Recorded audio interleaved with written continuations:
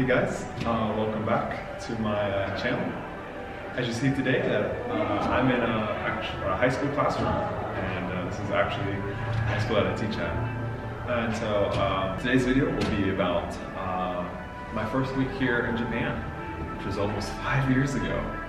And the last story I did was about the reason why I came to Japan, and I got a lot of really good feedback about that. And so I decided I want to make another story about my first week in Japan because I have so many crazy stories here. So I feel like maybe every 2 months I'll share one of my stories.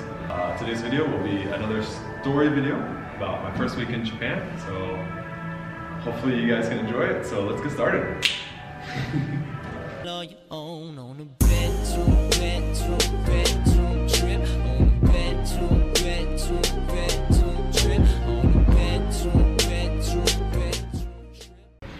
So yeah, my first week in Japan.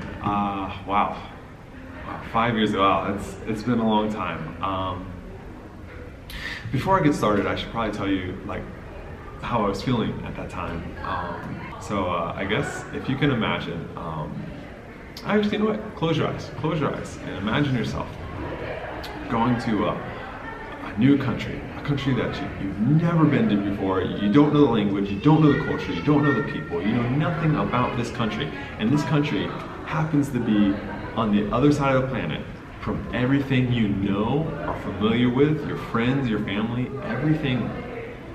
But yet, you have this feeling of excitement, of going on like a new adventure. And this excitement overwhelms any sort of anxiety you have. And that is what I was feeling.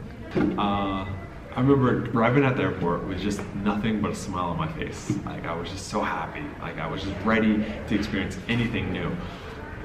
And so I remember getting to the airport, and then from the airport they gave us directions to go to one of the bus stops near the airport because that bus was going to take us to the hotel. And basically what we had to do is we had to go to this hotel for the week training. It's like a week training camp for English teachers that are new to Japan. And so the English company that I was working for when I got the job, it was basically, I think it's the biggest privatized English company in Japan. So there was about 200 or so teachers going to this training camp. So it's quite a big event. So, and these teachers are from like Canada, America, England, Australia, New Zealand, any English-speaking country, basically. And so we get to the hotel, and the staff tell us that at the hotel there's 2 people per room. And so I remember going to my room, and my roommate was already there, and my roommate ended up basically being my best friend in Japan. One of definitely top 3. But so that day, get to the hotel, meet my roommate. I pick up my ID badge, pick up some packets, some pamphlets for the training camp, and then the staff kind of tell us, hey, just get some early rest because we have a long week of training, so you need to wake up early, get ready. So basically, the first night I arrived in Japan, it was great. You know, everything seemed perfect. I was like, okay, I'm ready to do this training camp. I'm excited. Let's do it. Let's get it going. The next day was probably the next couple of days. Actually, I would say it was probably one of my worst experiences while living in Japan. And again, I've been in Japan for 5 years. So to start off my first week living in Japan as one of my worst experiences, it did throw me for a loop. But anyways, yeah, got some rest. Next day, go to the next day. All right. So we start the next day of training. Everyone wakes up in the morning. Everyone eats the breakfast, the very strange breakfast. We had like hot dogs and ketchup and rice. It was just a weird breakfast. I don't even think it's a typical Japanese breakfast. Honestly, I think it was just like a hotel breakfast. I don't know.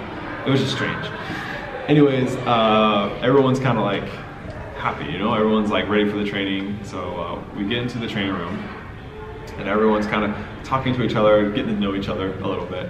And then the main trainer guy comes in, and he looks like he's from India, I think he's from India. Anyways, he seemed like a nice person. Like he had a nice personality. He started talking kind of like making jokes and trying to be nice at first. And then all of a sudden, he started to snap on people, like in the audience. Like if someone was like talking, like if some of the teachers were talking while he was trying to talk, like he would just snap on them. And people were just kind of like taken back by it, like, oh, okay. You know, he's not asking people nicely to stop talking. He's snapping on them, like, hey, why are you talking while I'm talking? But people were just kind of like, okay, I guess this is normal for him. Oh, we don't know yet. But then he started calling people up to the stage to give out, to give demonstration lessons, practice lessons. Like pretending like they're at school, give a practice lesson in front of the group of teachers. And every time he brought someone up, he would just completely criticize everything that person did. Like any sort of mistake they made, he just said it. He stopped them in the middle of the presentation, pointed out their mistake so everyone could see their mistake. It was awful. Actually, I don't remember everything he said. I remember a lot of crap, but I do remember this one thing very well. I remember one of the teachers he called up, came up, and I guess he accidentally forgot that he was chewing some gum as he was coming up. And so he came up to the stage, and the trainer was like, "Are you chewing gum? Are you seriously chewing gum right now?" And the teacher was like, "I'm sorry, I forgot. Can I spit it out?" And he's like, "No, you don't even need to be coming into school with gum. You shouldn't even be coming on the stage. You just need to get out. Just pack your bags, just get out. Pack your pamphlets, get out of my room."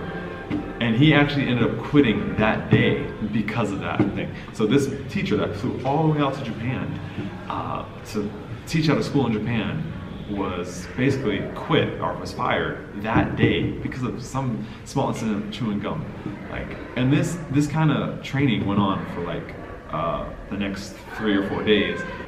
It was awful. No one learned anything. The training camp was bad. The trainers weren't that good. Like, it was just a terrible experience. When I look back at it, like, because I've taught all schools now, like all ages here in Japan since I've been here, from kindergarten to like engineers and everything in between, and nothing I've learned from that camp I've applied to the teaching here. Like, it was complete garbage, the training camp. And so, anyways, we had a few more days of that. Just terrible training camp, and just him yelling at people and pointing people out. It was criticizing people. Anyways, the last day came of training camp, and we all graduated training camp, so we got to go out and celebrate.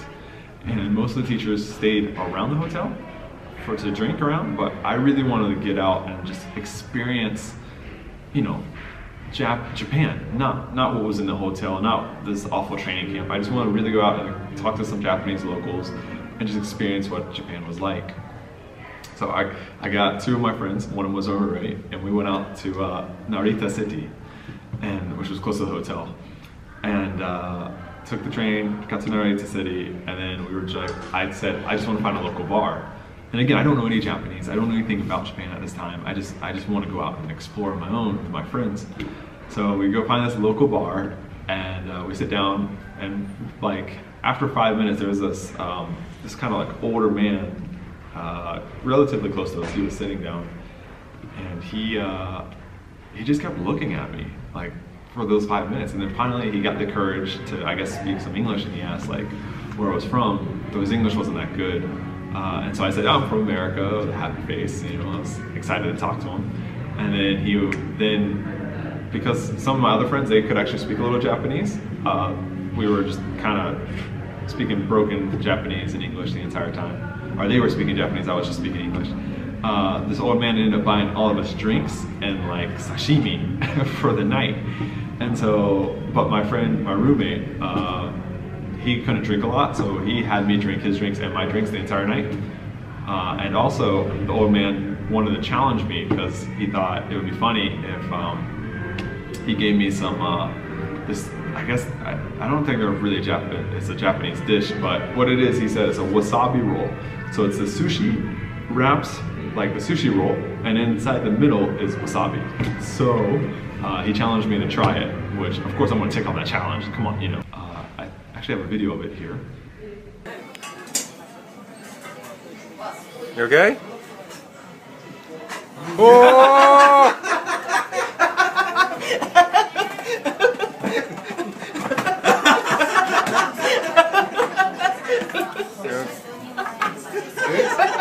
You alright, Chris? Okay. No! Ah! So yeah, after that, I was really wasted because after drinking my roommate's drinks and my drinks, I was just done. So I remember going back to the hotel, my bus, and like I was like trying not to throw up on the bus because I was just feeling sick with wasabi and alcohol all in my stomach. It wasn't a good mixture, but it was a fun night. Get up to the hotel, my roommate's helping me carry to the hotel. I make it into the bathroom. I'm in the bathroom, I almost make it to the toilet. I completely miss the toilet. I throw up everywhere outside. I remember after I threw up in the bathroom, I just got up, I walked to my bed, I just fell asleep in my bed. And right before I fell asleep, I remember hearing my roommate going, God, Chris, what the, you know. I remember laughing and then just falling asleep. Oh, anyways, he ended up cleaning it up because he's a great roommate. Sometimes. But yeah, and then basically the following day, woke up, we got into our trains and buses, all the teachers, and went out around Japan to go to our schools and to experience our real life in Japan. So yeah, that was my first week in Japan. It was mostly this training camp thing, and I think it was a bit of a long story, so I'm sorry if it was too long or it's too much information for you guys, but yeah, that's my story of my first week in Japan. I hope you guys enjoyed it. It's not the most exciting of stories, but yeah. If you are someone that wants to come to Japan or an English teacher that wants to come, I still highly recommend it. This has been the best decision I've ever made in my life to come out here in Japan. I absolutely love it here. It's just amazing here. So I don't want to deter your decision to come out here. So, but anyways, thanks guys for listening. If there's anything else you want to see me do or talk about in the future, just please let me know via Instagram message or a comment in the sections below. And yeah, hope you guys have a fantastic day or night wherever you are. And as always, peace. Oh! Yeah, okay. Yeah. Oh, look at this. Oh.